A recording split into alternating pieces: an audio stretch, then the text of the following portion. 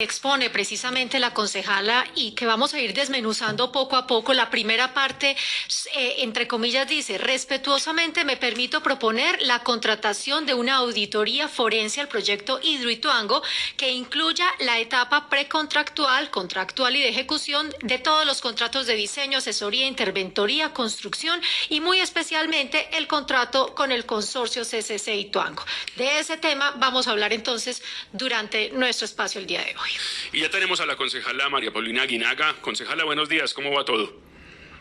Muy buenos días, Pascual, para usted, para Marcela, para el otro invitado, el doctor Jorge Londoño, y por supuesto para toda la audiencia. Bueno, las críticas se han centrado, sobre todo sus críticas del periodo anterior, en los negocios que se hicieron por fuera, en los negocios que se hicieron sobre todo en Chile, en Panamá. Pero lo que ha pasado en los últimos meses con Hidroituango nos hace poner la lupa ahí, en ese tema particularmente. Yo creo que hay algo clave en todo esto, y es que la acusación que se da por parte de esta administración es que EPM protegía de alguna manera al consorcio constructor, protegía a los diseñadores en contra de sus intereses, que había una protección de los privados por parte de EPM, una protección que significaba tapar algunas fallas e impedir una demanda. ¿Cómo ve usted esa acusación? Bueno, yo creo que esta es una acusación supremamente grave que el alcalde debe sustentar con argumentos en qué se basa semejante afirmación. También debe aclarar cómo fue que llegó a las manos del gerente el famoso informe causa raíz que supuestamente estaba oculto. Creo que ahí también se deben realizar todas las investigaciones disciplinarias del caso, porque tanto el contenido del informe es muy grave como que supuestamente se haya escondido de manera intencional. Con lo que yo sí he sido muy crítica con EPM, incluso desde el periodo anterior, es que EPM muchas veces es pasiva frente a eventuales incumplimientos de contratistas y no emprende las acciones a tiempo. Y no me refiero solamente al caso de Hidroituango, me refiero también a lo que ha venido pasando en la planta de tratamiento de aguas residuales en Bello, que es una planta que tiene más de 4 años de atraso, presentó 4 años de atraso y más de un 50% en adiciones, es decir, que equivalen a 500.000 millones de pesos. Lo mismo también que pasó con la hidroeléctrica en Panamá, Bonjic, donde están justamente las mismas empresas protagonistas de Hidroituango y donde la junta directiva en su momento también toma la decisión de no emprender las acciones jurídicas frente a todas las irregularidades que hubo en la construcción de esta hidroeléctrica, que costó casi 6 veces lo presupuestado, argumentando que eran empresas aliadas de EPM. Entonces yo creo que esta crisis no es coyuntural, esta crisis es estructural, porque no es solamente Hidroituango, insisto, son los negocios internacionales, es la fusión de Unemílico, son las últimas obras de infraestructura que ha hecho EPM, como la PETAR, como Porce 3, que también tuvo 107% más de adiciones en su obra civil, y que es hora de retomar el rumbo de la empresa en algunos aspectos. Concejala, regresando y centrándonos bien en el tema de EPM, usted también afirma entre sus preocupaciones que los riesgos no son solamente jurídicos, como se han mostrado, sino que también tienen que ver con la parte técnica, que siguen en riesgo las comunidades. Así es, a mí me preocupa mucho la afirmación del gerente, que lo ha hecho en varios espacios, incluso en sesiones del Consejo, donde dice que ya los riesgos de EPM o de Hidroituango en general es netamente jurídicos, que ya eso no pasa por lo técnico. Y a mí esto me preocupa porque esto es la hora que, por ejemplo, la ANLA todavía no le ha levantado la medida restrictiva a EPM para continuar con las obras regulares de Hidroituango, y una de las razones es porque todavía no está el peritazgo que exigió la ANLA, y ese peritazgo no está porque no se ha podido acceder a la totalidad del cuarto de máquinas. Hoy todavía no se tiene o no se ha construido el túnel que garantiza el caudal ecológico del río. Hace poco tiempo también le estaban solicitando a la ANLA que por favor les dejara generar energía, instalar esos equipos para poder mitigar el riesgo, porque el vertedero está operando 24/7 y un vertedero no está diseñado para operar durante años las 24 horas del día, los 7 días a la semana. Entonces, por supuesto que a pesar de que Hidroituango financieramente ya no es rentable para EPM, hay que terminarlo por dos razones. Uno, porque no podemos dejar en riesgo esas comunidades aguas abajo, y dos, porque hay que mitigar las pérdidas. Concejal, habló del foro en el Consejo y también de cómo apareció ese informe de las reaseguradoras. Veo que el vicepresidente legal había tenido una intervención en ese foro donde decía que los reaseguradores sabían que se había presentado una falla o que se habían presentado fallas en la construcción. Eso fue antes de la aparición de este documento. Parece que de alguna manera esta administración o esta gerencia sí conocía desde antes ese informe de la reaseguradora. ¿Cómo tomaron ustedes las afirmaciones del vicepresidente legal en el Consejo? La verdad es que ese era un foro cuya temática era justamente todos los temas legales y jurídicos, y en mi parecer, hablo por mí como desde mi curul, creo que el vicepresidente se quedó corto en dar los argumentos jurídicos por los cuales EPM emprendió las acciones de conciliación con los contratistas, porque creo que se limitó fue a contarnos una historia que ya pues de todos era conocida. Él también ahí dice que esto no iba a afectar los seguros, porque ya los seguros son a todo riesgo y ya las aseguradoras pues en teoría habían hecho casi que su propio estudio. Entonces no deja obviamente de generar suspicacia hasta qué punto o cuándo fue que esta administración conoció ese informe. Yo creo que más allá de todo, lo que importa acá es que PM no puede seguir quedando en medio de este fuego cruzado. Esto le está haciendo muchísimo daño a la empresa. Ya instituciones financieras de talla internacional como el BID lanzó una alarma que si esta crisis no se supera en el corto tiempo van a suspender los desembolsos de los créditos. Yo creo que acá no podemos seguir que cada uno saque una información distinta atacándose los unos a los otros. Acá lo que tiene que haber es un corte de cuentas imparcial, ético, que se remita a los orígenes del proyecto desde esa fase precontractual. Creo que todos merecemos saber la verdad, pero creo también que hay que saberla decir y el momento, porque en este momento tenemos verdades a medias, parcializadas, a cuentagotas, que lo único que están haciendo es hacerle daño a la empresa. ¿Qué respuesta ha recibido, concejala Paulina, sobre la propuesta de contratación de esta auditoría forense internacional? ¿Ha tenido contacto con la actual gerencia de EPM, con sus asesores, delegados? No, todavía no he tenido respuesta, pero yo seguiré insistiendo que nos pueden llevar a conocer realmente qué fue lo que pasó. Algunos dirán que ya existen muchos estudios, que está el de causa raíz, que están las investigaciones de los entes de control. Lo es que no existe un estudio imparcial, técnico, objetivo, que además de determinar responsabilidades también permita darnos algunos insumos para tomar las decisiones empresariales que se tienen que tomar para el presente y el futuro de EPM. Esta auditoría forense también se debe encargar no solamente de la parte técnica, sino también de la parte administrativa, financiera, social, ambiental, ponerle la lupa a todas esas adiciones que hemos tenido billonarias en los diferentes contratos que se han realizado en torno al proyecto Hidroituango, y muy importante que se contrate una firma internacional que no tenga intereses en lo local y que no pueda quedar en medio de este fuego cruzado que estamos viendo hoy, que todos salen a atacar. Al final no se dan cuenta que es la empresa la que está de por medio, son 65 años de historia, y que esto también va a traer graves consecuencias en términos administrativos, de confianza, de gobernabilidad y por supuesto también financieros para la ciudad y para la empresa. Concejala, ¿y qué legitimidad tiene el informe Escava, el informe que encargó EPM causa raíz para saber qué había pasado técnicamente en Hidroituango?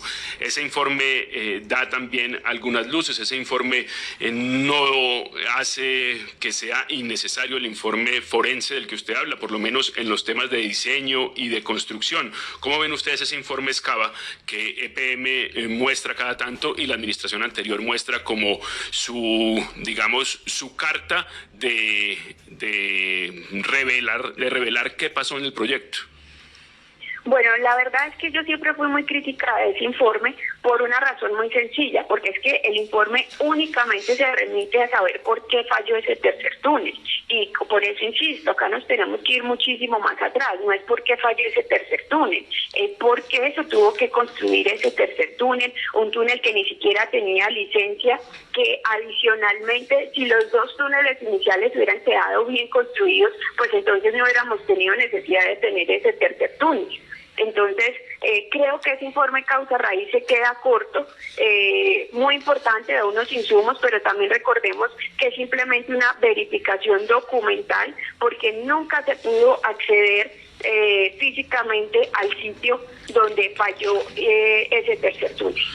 Concejala, mucha gente ha dicho acá que las respuestas las tiene que dar, claro, el consorcio, pero que EPM subcontrató al consorcio para las obras y EPM era quien dirigía la obra y muchas de las decisiones que se tomaron pues tenían que ser con el aval de EPM y que eso también tendría riesgos en el futuro jurídicos y para la cobra y para el cobro de los seguros. ¿Cómo ve ese tema de que EPM estaba metido en todo ese tipo de decisiones técnicas porque era el líder del proyecto? Yo también considero que ahí cabe una responsabilidad para algunos funcionarios de EPM, porque sin lugar a dudas, pues también la aprobación de la construcción de ese tercer túnel, asumiendo EPM todos los riesgos, porque la sociedad de Hidroituango no estuvo de acuerdo en su momento, fue una decisión que se tomó en EPM. También hay que esclarecer cuál era o cuál fue la responsabilidad de las diferentes juntas directivas, pero sin lugar a dudas, EPM tiene también algunos funcionarios que deben dar explicaciones sobre lo que sucedió. A mí, por ejemplo, también me llama la atención una de las personas que estaba a cargo del proyecto al interior de EPM, que es el que está indiciado por la Fiscalía, el señor Luis Javier Vélez, había sido retirado de su cargo y retirado de la empresa, y de un momento a otro lo vuelven a nombrar en la empresa en los temas de residuos sólidos. Entonces yo también creo que hay cosas que uno no entiende y que por parte de EPM se deben dar todas las claridades y decir la verdad y determinar también la responsabilidad de las decisiones que se tomaron al interior de las diferentes juntas directivas. Concejala Paulina Guinaga, esta mañana se conoció, gracias a W Radio, un acta, el acta número 1668 de una reunión ordinaria de la Junta de Empresas Públicas, la pasada junta, el año anterior, estamos hablando específicamente del mes de junio de 2019, y en el acta queda consignada la intención de esperar un nuevo informe de una reaseguradora, y eso tiene un nuevo componente a toda esta historia, lo hablábamos al inicio de este programa. ¿Usted conoció también esa noticia? ¿Qué opinión le merece?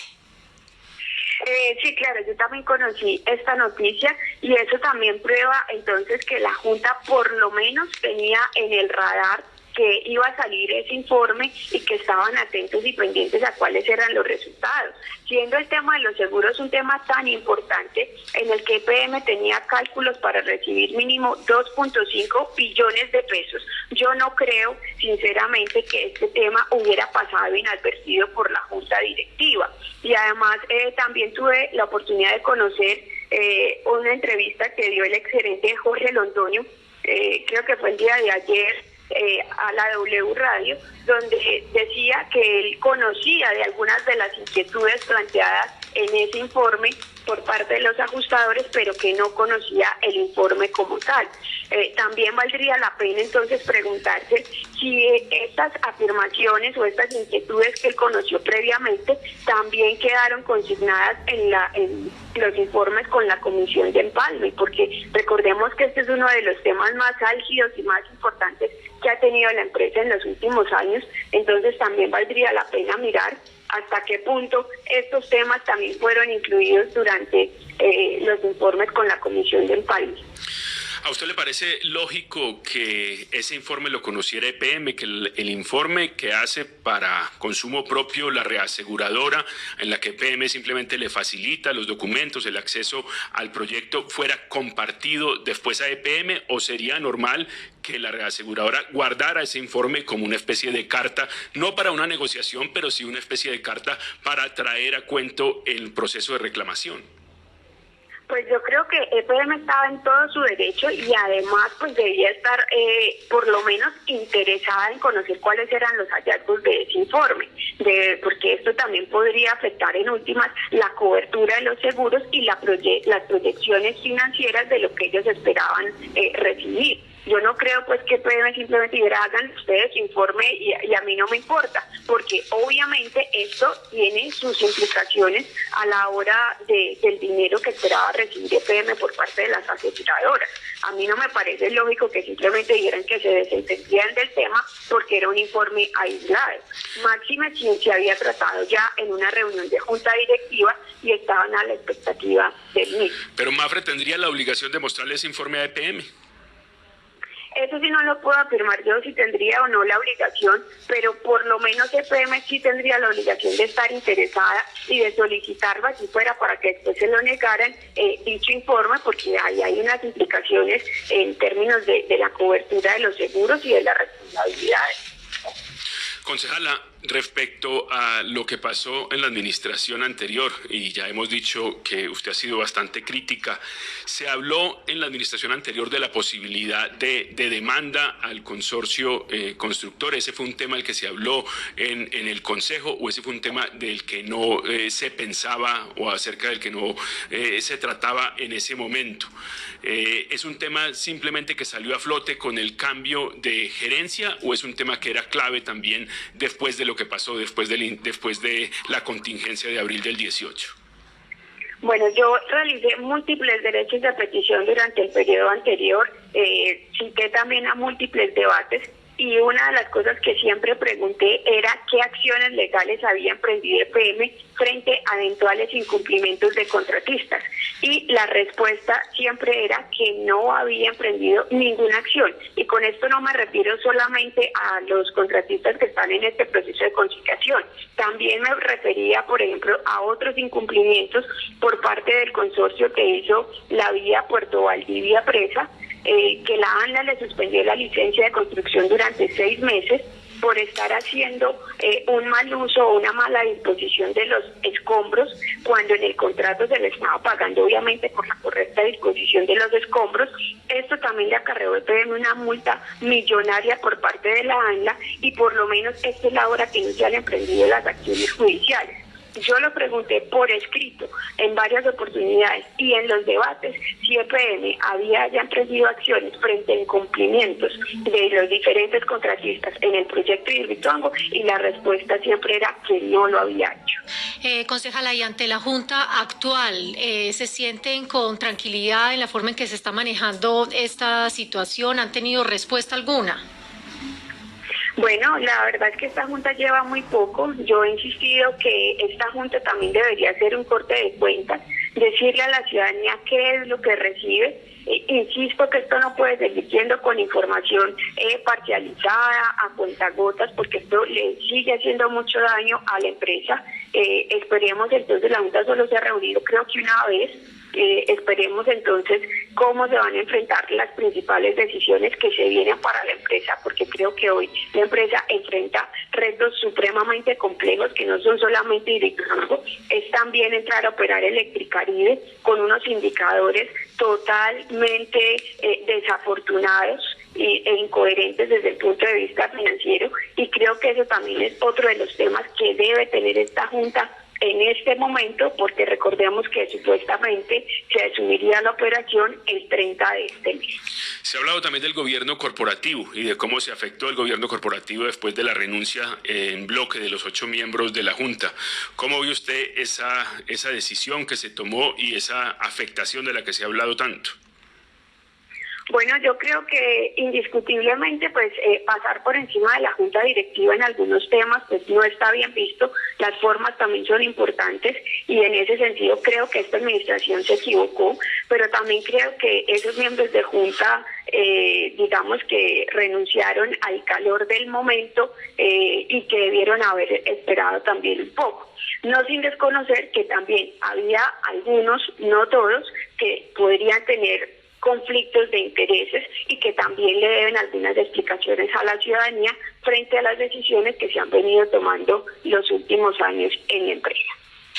Concejala María Paulina Aguinaga, muchas gracias por haber estado con nosotros y nos cuenta cómo avanza esta propuesta de contratación de una auditoría forense internacional al proyecto Hidroituango. Feliz día. Feliz día para ustedes también y para toda la audiencia.